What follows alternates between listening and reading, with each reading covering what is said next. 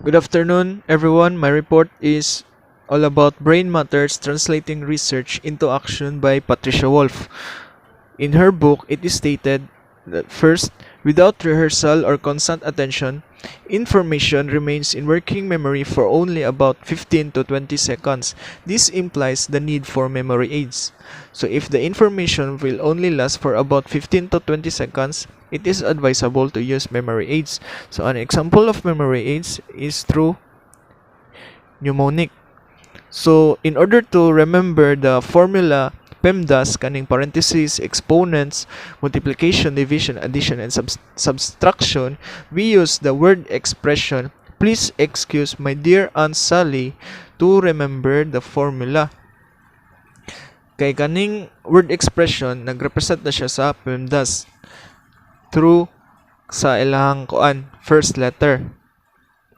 Another example is kanang RGB. Kanang RGB nagrepresent na siya og red, green, and blue. So that is an example of memory aids. Next is number 2. Learning is a process of building neural networks. This network is formed through concrete experience, representational or symbolic learning, and abstract learning. So the three levels of learning, we have concrete, symbolic, and abstract. To illustrate the concrete level of learning, you see a small, furry, four-legged animal, and your mother tells it is an animal called dog. This experience will be stored in your brain in an actual physiological connection between neurons. In your experience of dogs in your neighborhood, you will realize that dogs came in many shapes, sizes, and colors. All this information will be incorporated into your dog network. And now you are out for a walk. You see a small furry four-legged animal and you say it is a dog. Your father laughs and tells you it is not a dog, it is a cat. Your brain now has to begin forming a network containing information about cats. Then, your parents bring you in the zoo. You are exposed to a large number of creatures you have not seen before. Your parents tell you that they're all animals.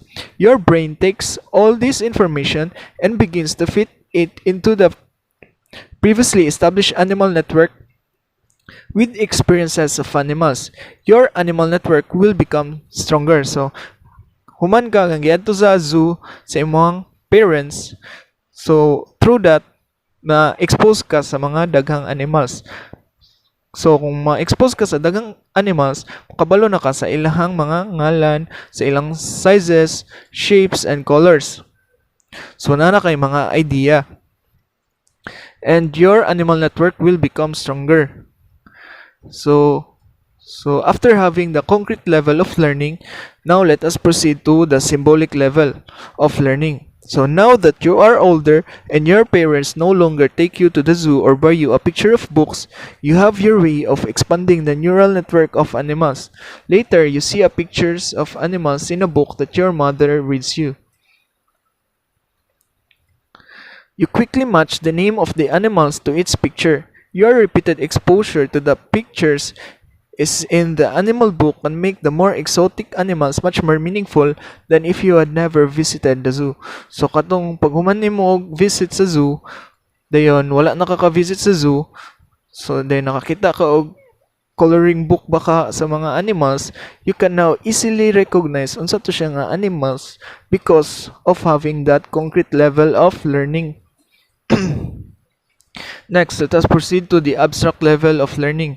So now that you are older and your parents no longer take you to the zoo or buy you a picture of books, what is your way of expanding the neural network of animals?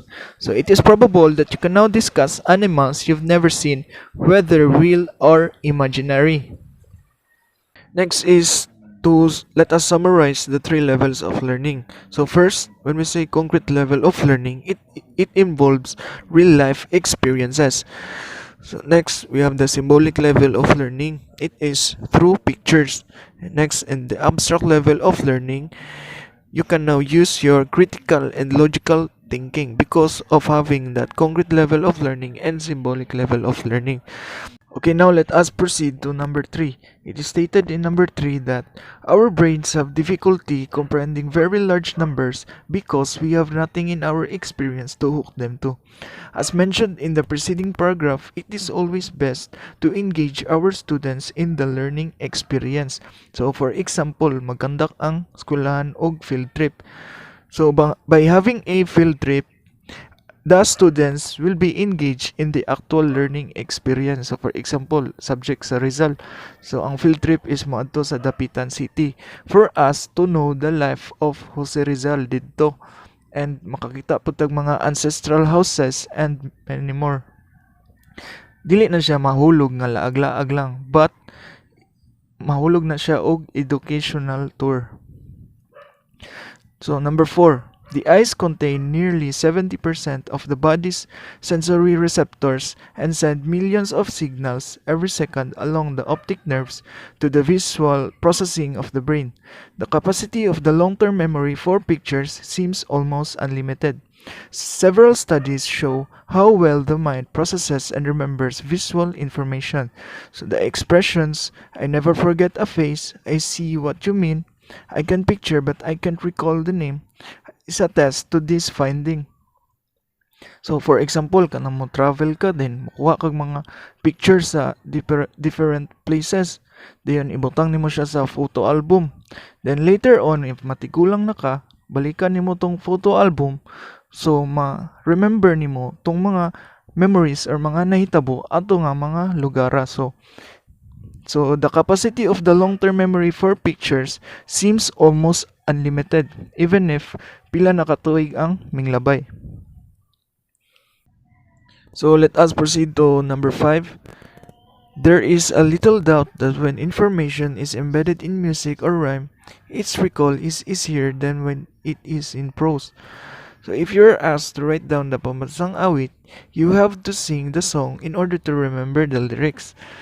So if you are going to write down the lyrics of the Pambansang Awit, if imo lang siyang matamatahon, it will consume a lot of time gyud.